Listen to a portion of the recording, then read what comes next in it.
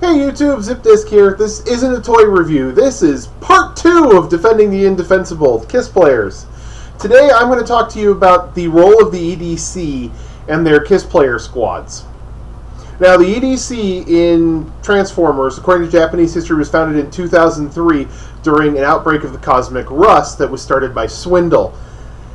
And they helped, it was a combination of an Autobot-human alliance to fight the Decepticons.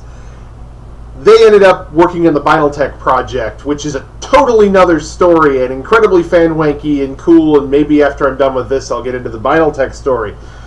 But I'm not getting into Alternity because that's just all kinds of messed up. Anyway, so the EDC was an Autobot-human cooperative effort until Galvatron crashed into the Earth in 2005 and wiped out Tokyo. The new EDC commander is this lady right here. She's only on one of the boxes for the Kiss Players toys. They never made a toy of her.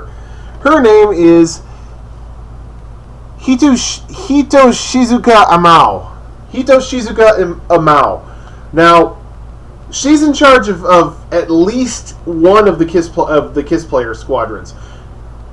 The EDC uses these things called Autorooper, which have recently shown up in animated, but they have nothing to do with the Kiss Players in animated. This is what an Autorooper looks like in its car mode. It looks like basically a police use Mazda RX-8 with EDC written on the side.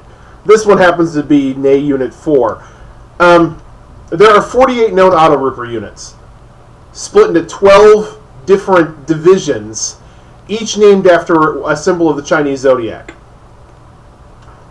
This is NA-04, which means it's the fourth one in its unit. Now, the Autoroopers are powerful drone vehicles built based on Cybertronian technology. They have no intelligence of their own, and they're built using something called parasitic technology, which allows them to fuse with a Kiss Player, or a Kiss Player to fuse with them. Now, NE-04's Kiss Player is this girl. I will get into her later in another video. She is my least favorite Kiss Players character of all time, and my least favorite figure in this entire line. This is Atari. Yes. By the way, this is the EDC uniform for the girls. Kind of a nice little thing. Comes with a gun. She's an interesting character, except for she's everything you don't like about a girl. She's whiny, she's waffly, she cries a lot, and she gets motion sick in cars, which is why her figure that comes with the Autorooper, if you can see that, kind of, she has molded barf on her chin. Yeah, I'm not making that up. She has molded barf on her chin. And her alternate set of arms, she has an alternate set of arms that come with a barf bag. I'll get into her later. But she is one of the Kiss Players underneath Commander Amao. Now, the Autoroopers themselves have a weapon. And that weapon is, well, it comes at the bottom of it's the muffler in vehicle mode. Looks like this in gun mode. Now, it's a nice little weapon by itself. The thing is, they needed a weapon that could fight Cybertronians, because their essential goal is to fight Cybertronians left on Earth. They end up fighting the Legions, of course. Now, you'd wonder, what kind of ammunition do you use against Transformers? Well, there's a Season 2 episode of the original series where this creature called Kremzeek, everyone knows Kremzeek, gets set loose in Tokyo. Well, apparently the EDC has figured out a way to copy Kremzeeks, and the bullets that fire from this gun fire Kremzeeks. One of these little guys has gotten loose and constantly plagues Atari and Kiss Players, but as I said, I'll get into that when I do the Atari review. I'm going to review each of these toys as well. I'm just using them as visual representations right now.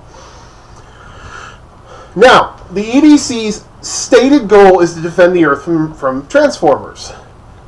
Their commander, Commander Amao, is kind of out on a vengeance kick, because her daughter Shizuku is a totally different character from a different series. Shizuku was killed when Galvatron hit the Earth. So she's got a massive mat-on against all Transformers, especially anyone responsible for that catastrophe. Now, on to the Kiss Players and what they do when they kiss the vehicles. In robot mode, Atari can kiss her vehicle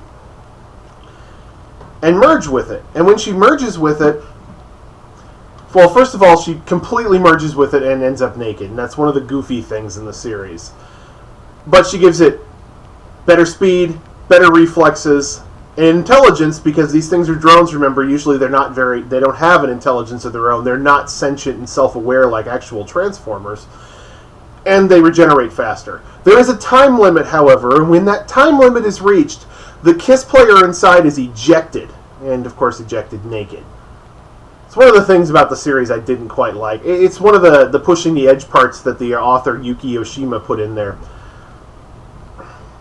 Now, there's a dark secret behind the EDC and the Kiss Players. The EDC is gathering the Kiss Players, bringing them together, getting them to fight, and whatnot. The original driver for NE-04, the one that Atari ends up driving, is this girl. This is Xiao Xiao Li. She is Chinese, as you can probably tell from the dress and the bun and the hair and everything else that's so stereotypically anime Chinese about her. Except for the lock around her neck. They never explain why she has a gigantic metal collar with a padlock. Apparently her parents put it on her for some reason. She also doesn't speak proper Japanese. She speaks a mishmash of Japanese and bad Chinese grammar. Another stereotyped image that the Japanese have of people from China. At least as far as I understand. She was the original pilot of NE-04, but in a massive battle at Tokyo Station against some of the Legions, she was ejected and Atari took over. Now, the commander took this as a sign that Xiao Xiao had failed, and therefore she was no longer useful as a Kiss Player of the organization. The Legion was killed, and it's decapitated. It's apparently the way you kill a Legion is you decapitate it. Pardon me. When Xiao Xiao woke up after being unconscious from being ejected, she was in a tube somewhere she'd never seen before with a Legion head above her. Now, around her, surrounding the entire room, were other tubes with Legion heads in them and half-consumed Kiss Players. The Legion heads were being used to consume the Kiss Players. The reason for this being that the Kiss Players and the Legions contain Galvatron cells. And Galvatron was no longer intelligent, but still infused with the power of Unicron, the all-consuming. Therefore, each of these Legion heads had one goal and one goal only: to consume anything that had the Galvatron cells in it to try to rebuild Galvatron. The body of Galvatron is also being held by the EDC, which no one knows. And the commander is using the tubes and the Legions and the Kiss Players in some bizarre attempt to resurrect her dead daughter using the power of Unicron inside of Galvatron. Galvatron is not conscious, of course. It's just running on... his individual cells are running on pure instinct. Now, one of the other powers the Kiss Players have, and this is the interesting one, is the ability to resurrect dead Transformers. Optimus Prime is dead, or Convoy, is dead at this point, until he is kissed by Marissa Fairborn, who is absolutely obsessed with him. She knew him when she was a child, and she's absolutely depressed that he's dead. So she kisses him and brings him back to life, as a Legion is trying to fuse with him and take over his body. So she brings him back to life. So the Kiss Players can merge with a Transformer, can give it better reflexes, better regenerative abilities, and they can resurrect the dead. All because they have the power of Unicron thanks to the Galvatron cells. Commander Mao knows this.